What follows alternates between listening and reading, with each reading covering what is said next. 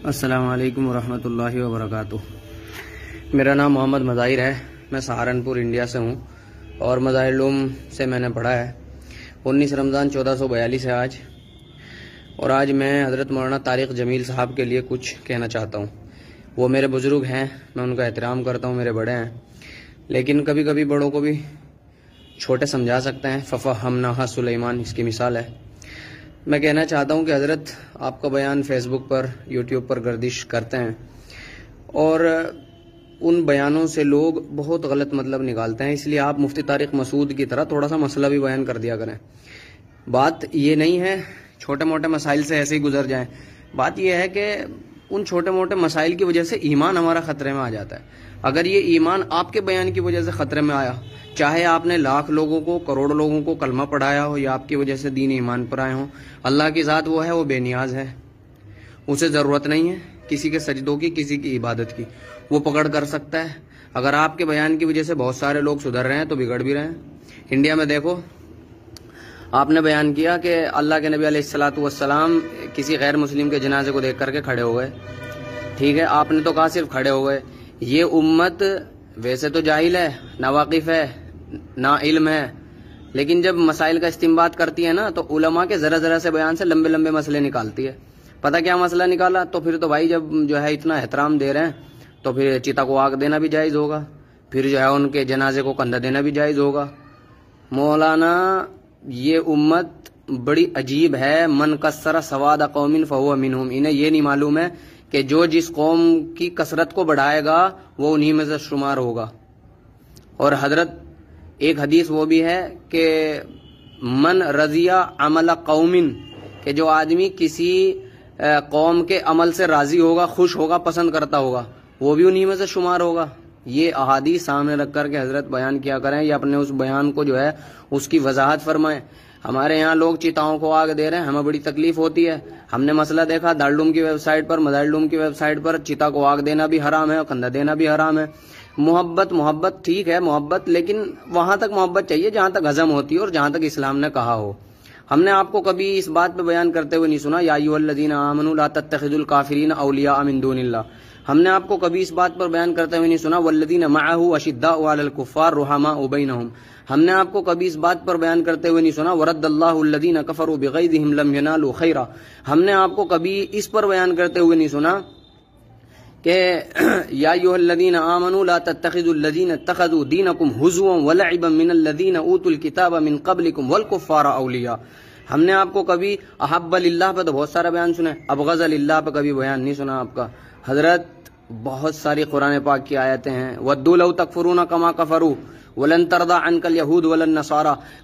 محبت کے چکر میں انڈیا کے لوگ اتنے چاپلوس ہو گئے ہیں حضرت، یہ ڈر ڈر کے اتنے گھٹ رہے ہیں کہ جہاں ضرورت نہیں ہوتی وہاں بھی اسلام کا فالودہ کر دیتے ہیں۔ میری مراد یہ نہیں ہے کہ ان سے نفرت کی جائے، میری مراد یہ ہے کہ جتنی محبت اسلام نے کہی ہے بس اتنی کریں، اس سے زیادہ نہ کریں، نیوٹرل رہیں، نہ ان کو برا سمجھیں، نہ تو ان کے مسئلوں میں ٹانگ اڑائیں، اور نہ ہی جو ہے حد سے زیادہ محبت دکھائیں۔ ولا تعاونوا علی الاسم والعدوان کا کیا ہوگا؟ پھر جو ہے چیتاؤں کو آگ لگانا آپ کے بیان کی وجہ سے تو جائز سمجھ رہے ہیں، یہ پھر کیا ہوگا؟ کس کی پکڑ ہوگی اس کی وجہ سے؟ اور خوب آپ ہی کا بیان سب سے زیادہ شیئر ہوتے ہیں۔ وہی ہمارے بیان تو شاید شیئر بھی نہ ہو، کوئی شیئر کرے بھی نہ، اور میں نے یہ ویڈیو اس لیے بنائی ہے کہ پتہ نہیں ملاقات کا موقع زندگی میں کبھی ملے گا یا نہیں، ہم تو چھوٹے لوگ ہیں، ویسے بھی انڈیا کے ہیں، مولانا طارق جمیل پاکستان کے ہیں، بڑے فیمس اسکالر ہیں، بتائیں بھائی کیسے ہو جائے گی ہماری ان سے ملاقات؟ لیکن اگر کبھی ہوئی، اللہ نے اگر چاہا تو اگر ان کو برا لگا ہوگا معافی بھی مانگیں گے۔ لیکن حضرت بڑا دکھ ہے اگر اس امت کے نوجوانوں کا ایمان آپ کے بیان کی وجہ سے جاتا رہا قیامت کے، وہ کیونکہ وہ اس کو صحیح سمجھ رہے ہیں۔ اسلام اس چیز کا نام نہیں ہے صرف کہ جو ہے نمازیں پڑھ لی جائیں اور کلمہ پڑھ کے ایک طرف ہوگی۔ جہاں اسلام کے لیے اسلام کے شعائر کی پاسداری ضروری ہے، وہاں کفر سے نفرت اور شعائر کفر سے احتراز بھی ضروری ہے۔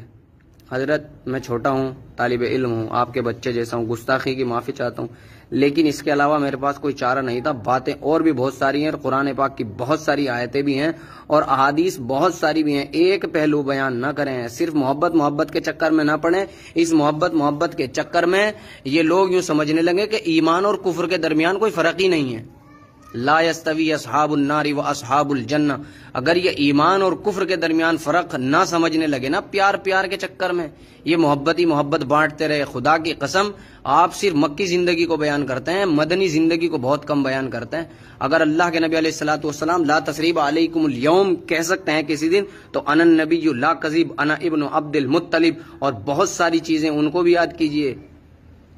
حضرت میں اتنا زیادہ کھل کے نہیں بول سکتا، لیکن میں آپ سے ادباً یہ گزارش کر رہا ہوں میری گستاخی کو معاف کریں اور آپ اپنے ان بیانوں کی وضاحت کریں.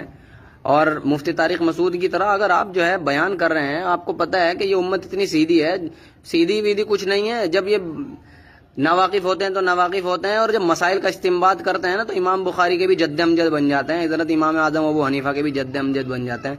تو اس لیے میری آپ سے گزارش ہے ان ایسے بیانات کی جن میں زیادہ ہی محبت بانٹ دی ہے آپ نے، ذرا ان کی وضاحت کریں اور ان کی وضاحت کر کے مسائل معلوم کر کے مسائل بتائیں. مولانا منظور مہنگل سے پوچھیں اور حضرت مولانا مفتی طارق مسعود سے بھی پوچھیں، اور جو آپ کے ساتھیوں میں ہیں، آپ کے شاگردوں میں ہیں. ففہمنا سلیمان، کوئی چھوٹا بڑا نہیں ہے ہمارے اسلام کے اندر. ہمارے اسلام کے اندر تو وہ بڑا ہے جو اللہ کے نزدیک متقی ہے، باقی سب ہیچ ہیں.